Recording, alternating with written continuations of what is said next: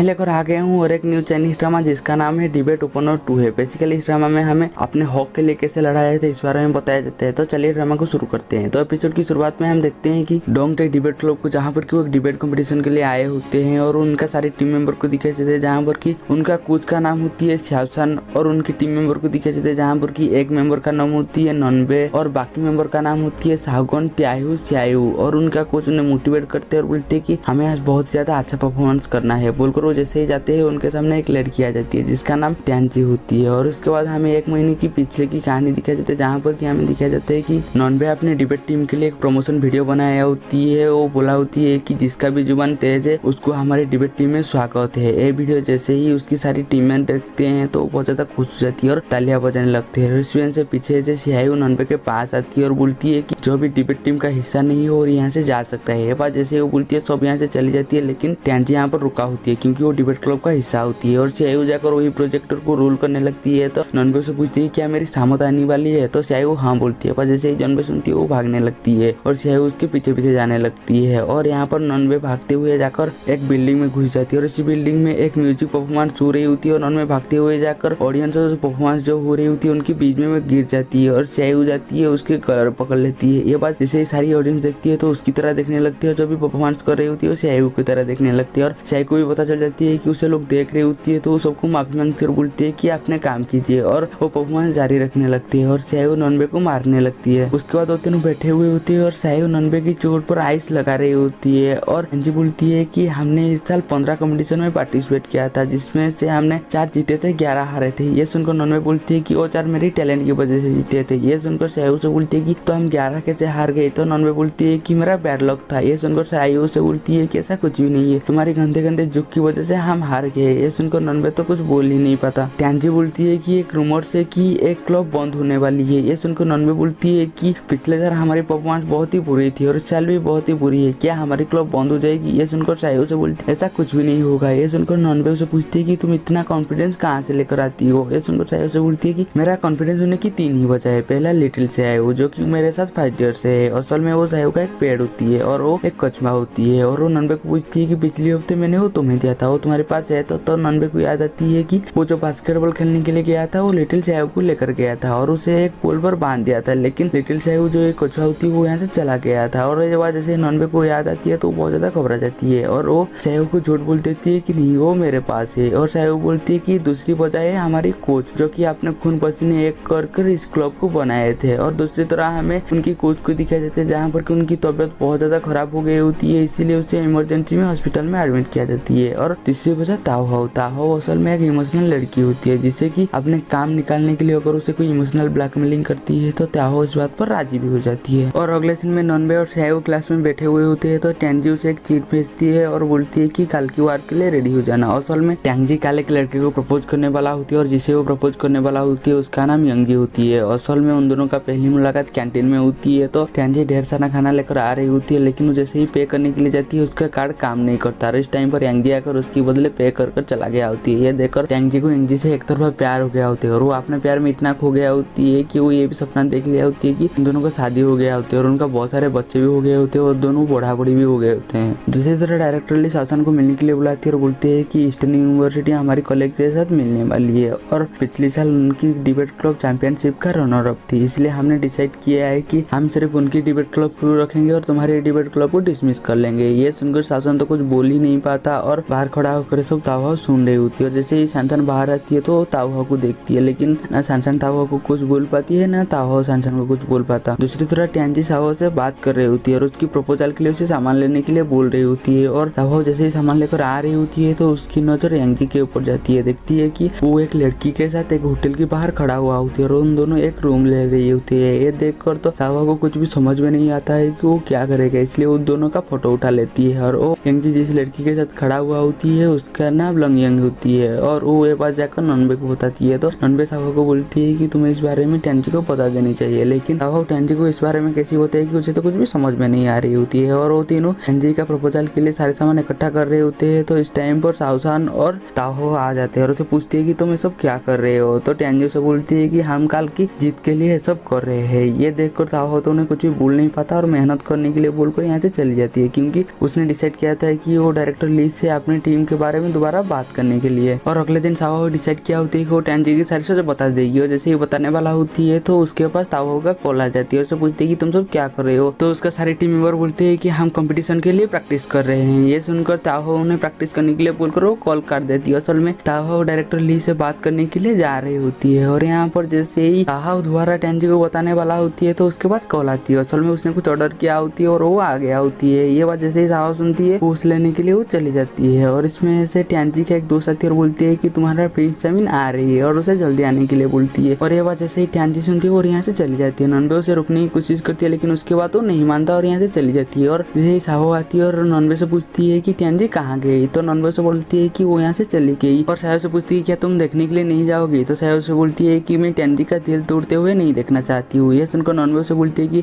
अगर वो टेंजी का प्रपोजल एक्सेप्ट कर लिया तो। ये बात जैसे ही साहो सुनती है वो तो बहुत ज्यादा गुस्से में आ जाती है, बोलती है कि मैं उसे नहीं छोड़ूंगी, ये बोलकर भागने लगती है। और नॉनबे उसे रुकने के लिए भागने लगती है, क्योंकि वो साहो का गुस्सा को जानती है। और दूसरी तरह हमें यांगजी के दिखाई जाते हैं जहाँ पर वो अपने डोम पर जा रही होती है। वो जैसे आगे जाती है देखती है कि यहाँ पर कोई दिल का आकार का होती है, और वहाँ पर वो खड़ा हो जाती है। और इस टाइम पर बहुत सारे लड़के आकर उसकी चारों तरह से स्केटिंग करने लगते हैं। और कुछ समय के बाद वहाँ पर चेयरिंग गर्ल भी आ जाती है, और कुछ लड़की वायलिन बजाते हुए आ जाती है। और पीछे से टेंजी कुछ बैलून लेकर उस दिल के अंदर आ जाती है। और इस टाइम पर उस जगह पर नॉनबे और साहो भी पहुंच जाती है। और टेंजी जैसे ही यांगजी की सीनियर बुलाती है तो यांगजी बोलती है कि मेरा क्लास है बोलकर वो यहाँ से चली जाती है। पर जैसे ही टेंजी सुनती है वो तो बहुत ज्यादा इमोशनल हो जाती है और रोने लगती है। और इस टाइम पर साहो उसके पास आती है और उसे गले लगा लेती है, और नॉनबे सारे लोग को यहाँ से भगा देती है। उसके बाद वो तीनों डिनर करने के लिए आए होते हैं, तो टेंजी यहाँ पर रो रही होती है। और नॉनबे से बोलती है कि तुमने मुझे पहले क्यों नहीं बताया, तुम जिसे प्रपोज करने वाले हो वो यांगजी है, अगर मुझे पता चलता है कि वो यांगजी है तो मैं तुम्हें कभी भी प्रपोज करने नहीं देता। ये सुनकर साहो से पूछती है कि यांगजी में क्या प्रॉब्लम है, तो नॉनबे से बोल देती है कि हम दोनों पक्के दुश्मन है। और इस टाइम पर ताहो साहो को मैसेज करती है कि तुम क्या कर रही हो, और साहो सबको बता देती है कि ताहो ने मुझे मैसेज किया है और पूछ रही है क्या कर रहे हो। तो सबको बोलती है कि चलो हम एक सेल्फी लेते हैं और उसे भेज देते हैं, और उसे बोलते हैं कि हम डिनर करने के बाद पढ़ाई करेंगे। इसके बाद वो सेल्फी लेते हैं और टेंजी बोलती है कि मुझे फोन तो मैं मेरी फोटो को एडिट करूंगा क्योंकि मैं रो रही थी। और टेंजी लेकर सारी फोटो को देखने लगते हैं, और उसमें से वो वही फोटो देख देती है जहाँ पर कि यांगजी और लॉन्गयन वही होटल के बाहर खड़ा हुआ होती है। और वो साहो से पूछती है कि ये कब का फोटो है और तूने मुझे इस बारे में कोई बताया क्यों नहीं। तो साहो उसे समझाने की कोशिश करती है, लेकिन टेंजी किसी की बात नहीं सुनती और बोलती है कि तुम दोनों मेरी बेस्ट फ्रेंड हो, लेकिन तुमने मुझे इतना बड़ी बात क्यों छुपाया। बोलती है और बोलती है कि कल के कंपटीशन में मैं नहीं आ पाऊंगा बोलकर वो यहाँ से गुस्से में चली जाती है। और ये देखकर साहो तो बहुत ज्यादा अपसेट हो जाती है, और वो नॉनबे को पूछती है कि मेरी टर्टल कहाँ पर है। तो नॉनबे बहुत ज्यादा घबराते हुए बोलती है कि वो मेरे से खो गया है। और दूसरी तरह ताहो डायरेक्टर ली से जाकर मिलती है और उन्हें अपने डिबेट क्लब के बारे में दोबारा सोचने के लिए बोलती है, लेकिन डायरेक्टर ली उन्हें साफ साफ मना कर देती है और उन्हें यहाँ से भेज देते हैं। और यहाँ पर नॉनबे और साहो अपसेट होकर बैठे हुए होते हैं, और इस टाइम पर उनके पास ताहो और सावसन आती है और उसने बता देती है कि हमारी डिबेट टीम डिस्बैंड होने वाली है। पर जैसे वो दोनों सुनते हैं वो दोनों तो बहुत ज्यादा गुस्से में आ जाती है, और वो ताहो को डायरेक्टर ली से बात करने के लिए बोलती है, लेकिन ताहो बोलती है कि मैंने उनसे दोबारा बात की थी लेकिन वो मेरी बात पर एग्री नहीं हुए। ये सुनकर नॉनबे को सोचने लगती है और बोलती है कि मैं हमारी टीम को बचा सकती हूँ, इसलिए तुम सबको मेरी बात माननी होगी। और इस बात पर सब एग्री हो जाती है कि वो नॉनबे की बात मानेंगे।